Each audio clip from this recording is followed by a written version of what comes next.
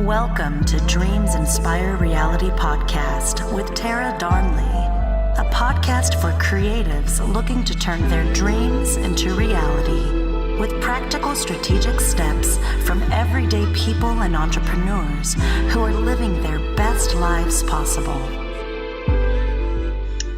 I am so excited about today's guest, Rebekah, born and raised in Brooklyn and now reigning in Chicago.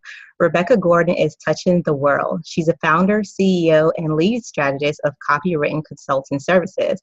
She started her company investing and working with churches, business owners, and artists. The epiphany to start a business grew from her love to serve others. Her clients' success was her success. CopywrittIN is a one-stop shop for creatives, entrepreneurs, and visionaries. Rebekah, I'm so happy to have you on today. How are you? I'm great. How are you? I am great. And I'm so happy to have you. And I wanted to touch on so many things today with you because you are literally doing everything. And I mean that in a good way, in a positive way. You are literally out here just changing lives and you're just all around awesome. So I didn't know what to talk to you about, but I narrowed it down to branding and marketing because I've seen you, over the years, and you've pretty much got that down pat. And a lot of small businesses struggle with this. So I really wanted to just, dive into that today. Mm-hmm. So my first question for you, and we're just going to dive right in. Yeah. Being that our show is about dreams inspire reality, and what I wanted to focus on was just, the regular entrepreneur, the regular person, whether you're working a 9 to 5, just living your dream and what that consists of may be different for everyone. Okay, so I'm going to start with one of my favorite questions. What is your dream, and are you living that dream today? What is my dream? Okay, so it depends on when you would have asked me. When I grew up, I actually wanted to be a neurosurgeon, believe it or not. I read a book by Ben Carson, who we used to love, and his book called Gifted Hands totally inspired me to want to look into neurosurgery. So I pursued science as a major in college, and I failed my first chemistry course, which was a sign from God. It was like, you're not born for science, child. So think of something else. So I ended up changing schools and changing majors to political science. And that's when I started getting straight A's. I found my niche. So I worked in every level of government, from local government into Borough Hall to I had a fellowship at the White House when Obama was president, thank God. And then I had a big stint at the United Nations for a period of time. So I was thinking about going into political service in terms of law for international relations. But I always had this desire to serve people, and I always had a good eye for marketing. So when it was coming down to events or friends who were artists, they would always ask me, Rebekah, what do you think about this flyer? Or do you think you could design this for me? And I've always been designing stuff. My mother had me designing things in Microsoft Word, when I was 16 years old, designing her silly flyers for her workshops and stuff. So I've always been a creative, but I never put business to it, or I never thought to make it a business until a bishop in Queens, he wanted to do a live recording. And at that time I wasn't working during that summer. And I said, I could do your social media for you. I could do the whole thing. So I went home, literally Googled how to do this stuff. And I put together a whole content calendar for him with times and dates and actual posts. And I said, this is what you should do. And I was pretty much faking the funk, but I was putting, I guess, a bit more structure to what I know how to do. From there, it was word of mouth. And I didn't publicize anything for the first few years that I was doing it. Ended up working with Corey Henry, who's a big musician artist in the music world, and did his live recording. And at that point, still wasn't saying much of anything until the day of. And everyone was asking, who did this? Who ran the recording? Who did the marketing for this? And it all pointed back to me, and everyone was like, yo, you're dope. And it was an epiphany moment for me that, whoa, this is a business? I should charge for this kind of stuff. So in terms of my dream, it has morphed over the years. And actually now my dream, people laugh at me when I say this, but my dream right now is to be a stay-at-home mom and make millions of dollars in my pajamas. That's my dream now. So yes, to the stay-at-home mom in the pajamas. oh yes, stay-at-home mom job, making money while I'm sleeping. That's my dream now. Like I don't see myself running into someone's office forever. I don't see that. I see myself going into my own office for 2 to 3 weeks if I have to, but that's about it. That's my dream. I love that because Rebekah's resume, guys, is legit. Like I've been watching you for over a decade. Wow. Yeah. We've known each other for 10 years. So wow. That's long. We're old, right? No. We seasoned, child. Black don't crack. I've been watching her, and literally, she is what I would say is she's the queen of execution. Like if she says she's going to do something, she does it. And she has built a tribe over the years who just believe in her so much that I constantly see them just help her. Like if she comes and she's saying, guys, and this is real, like I don't know if you allow everyone to follow you, but if Rebekah says, guys, I need 20K by next week, he's going to find a way to get it. Listen. That's the what truth. she does. And I love that. I love her drive. I love her perseverance. I love her passion. And she's taught me so much, over the years, just watching her growth. So I love that you're living your dream. And I love that you touched on, you're going to make your success your own, whether it's at home in pajamas, you being a wife, you being a mom, that's ultimately what your dream is. Yeah. So I completely love that. What do we need to know? Let's jump into branding because that's what you do. What do we need to know about branding to have a successful business? I think the strongest part of a brand is first understanding what your message is. Like, what is your story? Why are you doing what you're doing? I believe a lot of people connect more to businesses if I know who you are as a person. So before even getting to your product or your service, do I trust you as a person at all?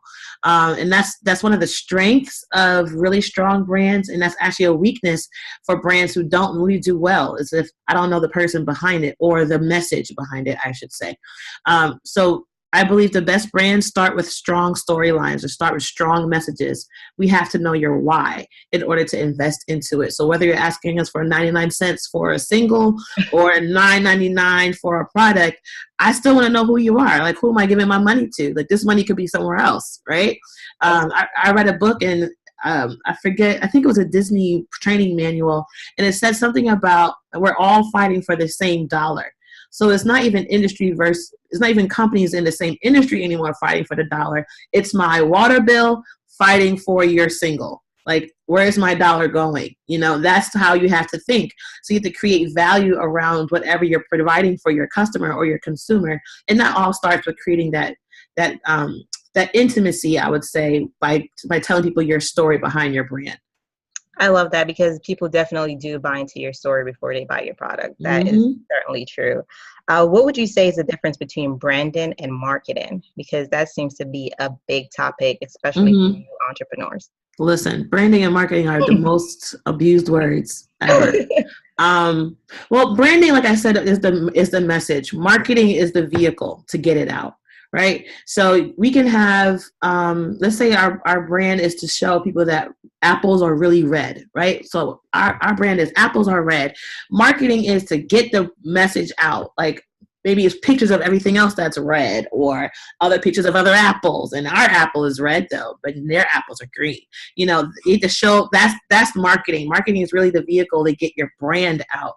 And this is in this world, it can make or break you. And we have seen over the past years or so how major companies are missing the mark in terms of their marketing, where it destroys their brand. Yeah. So although the Dove situation was not their issue, for instance, if you ever watch that commercial with the girl pulling up the brown shirt and it looks like into the white skin, that was a total error. Whoever started that was wrong. However, it just destroyed Dove. It destroyed what they wanted to do. So I personally think companies now are a little nervous. I say they're nervous of Black Twitter. Like, they're just nervous of the racially tense environment that we're in. And as they should, I think everyone should be a little bit more concerned about how things are reflected on the different demographics of their consumers. So again, that's a marketing thing, and it could also affect your brand. So again, branding is the message you're putting out, and marketing is really the vehicle. I love that. And when should a small business or anyone hire an expert like you? What should we be looking for when we make that, decision to go forward and hire, a brand strategist? It starts in different levels. So for me, I believe you have to, well, let me back up. I think you have to first have the budget for it. You need a budget. Not for me. I'm not saying I'm expensive. Well, I guess relatively, whatever.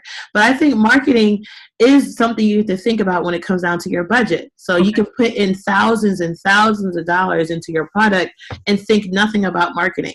Like you need someone who understands your industry, or at least someone who understands your product to deliver that message out to the masses. So you can't neglect your marketing budget at all. So that's the first thing I would say.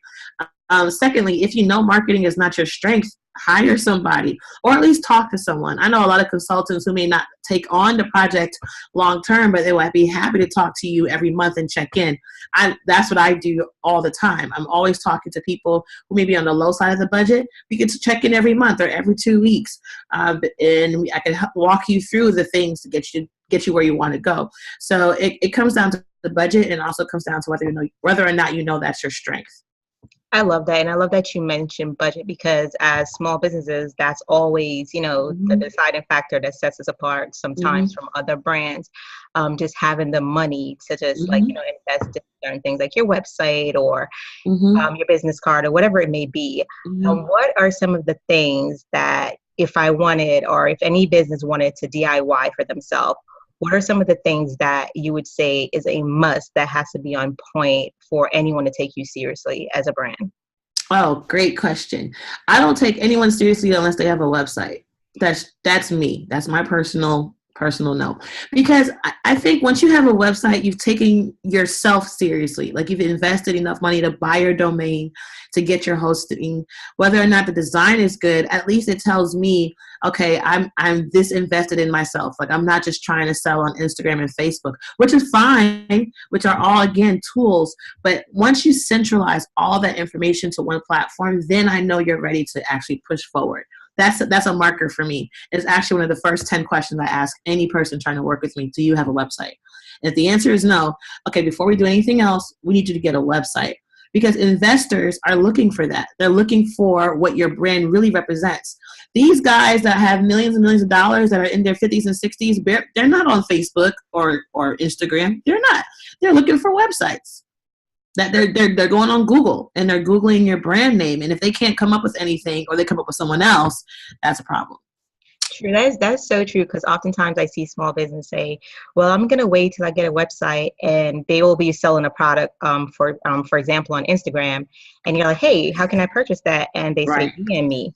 And I'm like, DM you. Right. I'm not going to give you my card over a DM. So I think that is so, so true. You need a good website, even if it's like just a landing page, because now you could just get a landing page. So I definitely agree with that.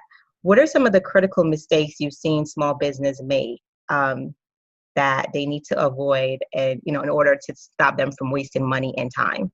What are some of the top 3 things you've seen the mistakes they've made? I'm gonna get in trouble for this. Okay, so I think the first mistake is how do I? This is gonna be. It's all about we all be very testy. Okay, fine. I like the fact that you said reality check. I believe the first thing you have to really come to grips with is whether or not you're supposed to be doing what you're doing. Like, I know way too many artists who should not be artists at all. Like, this is not your strength, my guy. Like, what are you doing? And just the backstory, Rebekah mostly works with artists and musicians. For now. For now. I started my company working with musicians and artists because that's where I came from. I came out of industry like that. But I work with, any and everybody. But I go to artists because that's like one of my pet peeves, actually. People that just try to become an artist, that's not your strength. The same thing for small businesses. I see, people doing jewelry stuff and selling things, and like, that is not what you're supposed to be doing. So that's the first thing that can really make or break you, is if you're not even walking in the right purpose or your call, which is a whole different interview chat. The second thing I would say is not having your legal documents properly correct. I know a lot of people say they're running businesses, but they don't have an LLC at all. Like they don't even have an incorporation or even a business account. My God, like you're running a whole business and it's passing through your personal accounts. And now that's major. That's a legal liability, to be honest. I mean, you can be okay with that, for a few years. I understand it. But after a while, once you start seeing yourself peak, you need to start really thinking about opening a business banking account and really incorporating your paperwork. Because God forbid someone sues you, they're coming for everything under your personal name because you've been having your business under your personal name. So that's another, do not. I see that often and it scares the crap out of me. And the third thing I would say, attached to the legal side, is not protecting your intellectual property. So not having your copyrights, not having your patents, not having your trademarks, your logo is trademarked. If you work with other designers or other third parties, not having proper contracts. So that's another thing that I see often that wears me out. I love that. And by the way, Rebekah is a law student, and I cannot almost done. Wait. Thank God. Can't wait.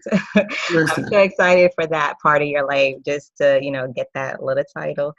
Well, that's not a little title. That's a huge title. Child, them 2 letters are going to wear me out. But it's going to be so worth it. And I love that you brought up intellectual properties, because oftentimes we see small businesses, they're like, hey, I don't even have an LLC. I'm still using my personal account to take these payments. And like you said, you're like, what are you doing? Mm-hmm. Those are just the basic thing, guys. So make sure you have, everything in order, your protection, your trademarks, your patents, if you have a product, whatever it may be. And these things, they're free resources, as well as you can hire someone like, Rebekah, and I love that you're going, that's why she went back to law school, to add the service to her business. So that's another part of, your business that I love, that you didn't just stop at one place. You're like, you know what? I want to offer my clients this, these services. I'm just going to do and get it. So I Absolutely. love it. Let's talk about your Facebook cover, To the Future, going viral. That, oh my God. I think that was a great, this has so much branding juice in it. Yeah. So Rebekah created a cover for Facebook, and it's called, To the Future, and it went viral, immediately went viral. And I think she's up to 300,000 users now. Mm-hmm. Let's talk about that. Just share some tips, what inspired you to do it?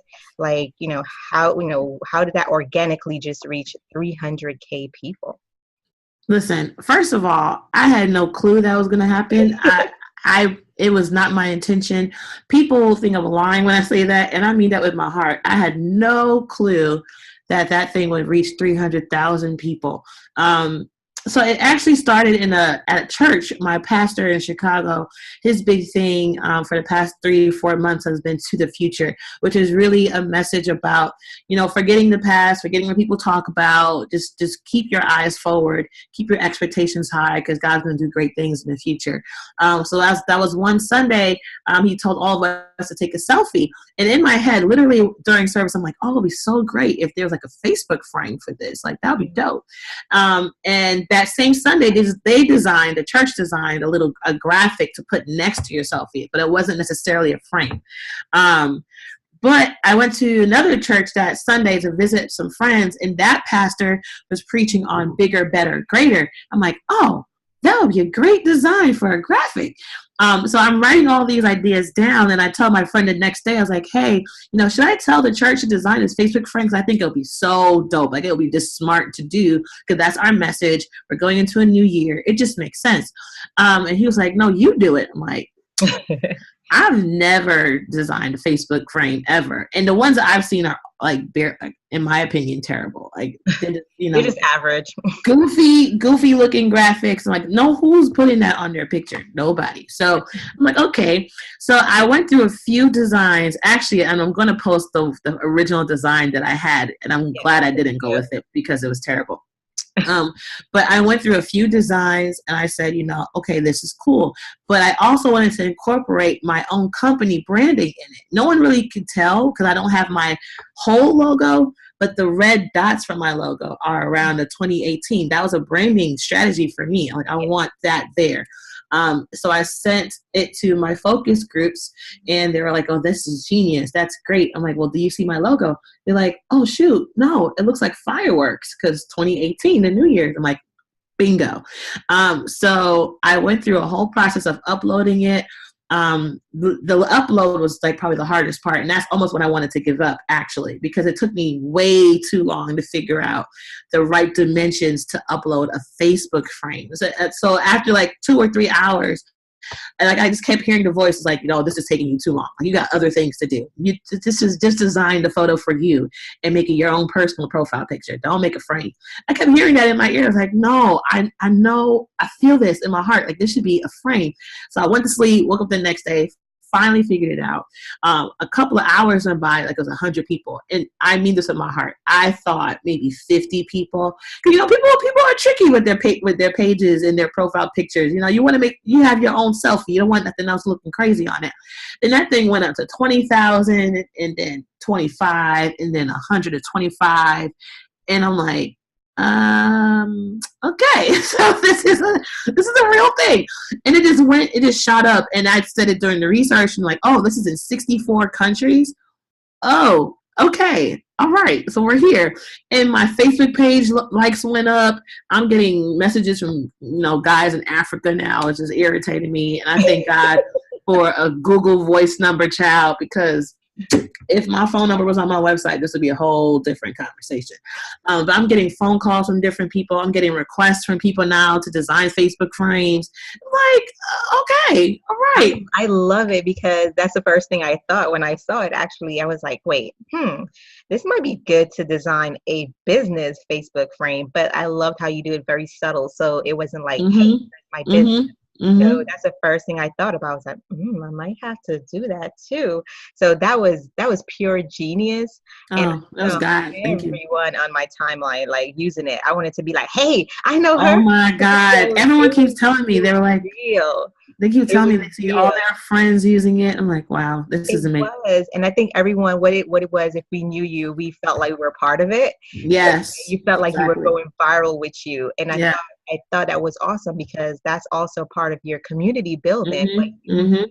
You're constantly making sure your friends feel like they're a part of your journey. Yeah. I think that's such a great part of branding. Like, just having that community, that village, that tribe, and just making sure they're on the ride with you. And they genuinely, feel like you win, I win too. Yep. Yep. We're going to talk about the infamous debt to come in soon. Oh, yes. Because when I first saw it, I was rolling my eyes. I'm like, whatever, Rebekah. I'm gonna use my coming soon. You went thousands of other people, child. Trust me. So I didn't get it. I didn't get it until I did download your manual and I read it. And I was like, this makes so much sense. Like, I was killing my brand with this coming soon because we oftentimes have different products coming out and I'm always putting like, hey, mom's coming soon. And the way you broke it down, you really had to check yourself. Like, why are you saying coming soon? Like, really? Because everyone is saying it. So let's dive into that really quick. Like, why did you come up with that manual? Like, what inspired you? Like, I know you said you were tired of people saying it, but like, what's behind it? I come to the conclusion that if you see a problem, you should make a solution, right? So I said, I'm tired of seeing coming soon. And actually, it came from a personal gripe with someone actually that is notorious for saying things are coming soon. And it never happens, ever. I'm like, I'm just sick of this. Like, I'm sick of people wasting money, designing flyers, all to say coming soon. And it never happens. I'm like, that really destroys your brand. It destroys people's confidence in what you say. So if you say coming soon, what does that even mean, to be honest? And I did a webinar about this last year and I asked my people, I was like, what does coming soon mean to you? And everyone in that chat all said something different. That's a problem for me as a brand strategist, because the whole point is you want to make your message the same way you said it in your head, you want it to be received in someone else's head. And coming soon is way too hazy.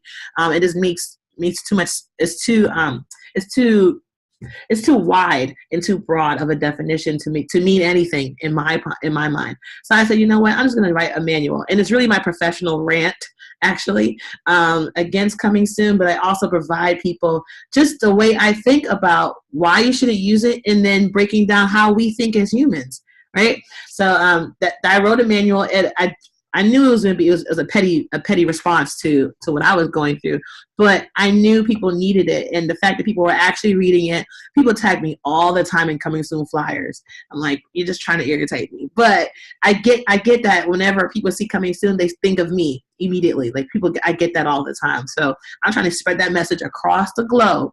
If you are not Sony, Warner Brothers, or Steven Spielberg, you cannot use coming soon, because we trust them when they say coming soon. I don't trust you. What are some of the things or words you would say people could use instead of coming soon? And I think to segue into that, you have an amazing event coming up. Mm-hmm. So how are you promoting that event without saying coming soon? Well, I don't believe in any other words that mean the same thing as coming soon. So you can't say stay tuned. You can't say, hey, I'm working on something. Can't wait for you to see it. Like, that's the same thing. It's the same spirit of coming soon. Got it. For events, I always say, if you can't put a date and a venue to it, then don't say it. Like, don't do it. Copywritten Women happening in March, I had that idea since last year. I could have said coming soon, and then it would have happened in March. And over that whole period of time, I would have to kind of feed that over. And that's just too much energy. So I always say, if you do not have a purpose behind the event, if you don't have a date, a solid date and a solid venue, people try to get around with it by putting Brooklyn, New York, like, okay, what is that? That's nothing to me. I want to know where I'm going, because, and I'm grateful that I follow my own advice, because I had an address there and people from out of state are coming to New York, and now they have to look for hotels near the venue. So if I just put New York, woo, big New York, I'm like, no one knows where that is. Like, no one knows where the event is going to be. So I always say, don't even try to fish around the word coming soon. Just wait. It's okay to wait.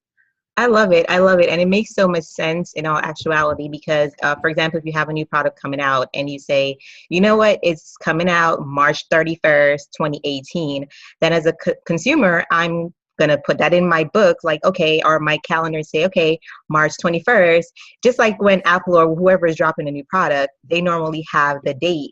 So you're anticipating that date. So that makes so much sense to me, have someone who has used coming soon. Right.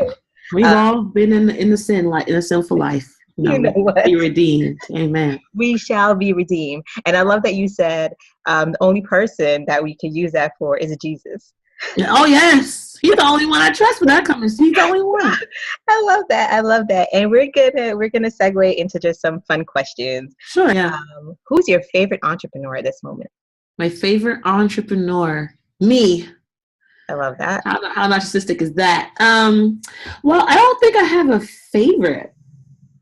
I have a type. I have a favorite type of entrepreneur. Okay. My favorite type of entrepreneur are those who always think differently about what's been done. So if you can make us think differently, like, for instance, what I did with Coming Soon, I like those kind of entrepreneurs who think differently about the box, and present different ideas. Even like your product. I love that, because you think differently about something that people have been, like baby's teeth. Okay, let's find a product that works. So I love that. Those are the type of entrepreneurs I like. Appreciate that. What is your latest business win? My latest business win. Oh, this is good. I could talk about this. So my latest business win is actually sitting across the table from one of my legal mentors. She's a lawyer in the industry that I absolutely look up to. And we actually happen to be on the opposite side of something, on contract negotiation.